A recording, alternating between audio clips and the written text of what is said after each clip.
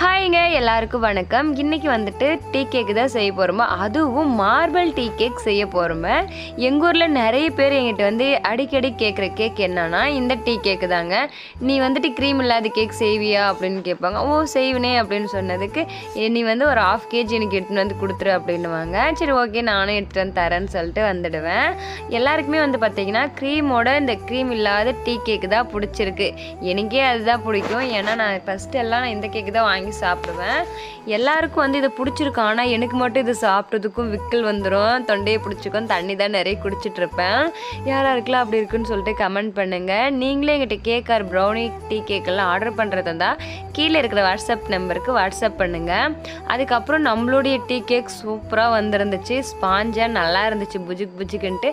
அதுக்கப்புறம் அதை கட் பண்ணி ஸ்லைஸ் பண்ணி பார்த்தா இன்னும் சூப்பராக இருந்துச்சு. நீங்களே பாருங்கள் எப்படி வந்திருக்குன்னு சொல்லிட்டு. ஃபைனலாக ஆஃப் புட் இப்படி தான் இருந்துச்சு.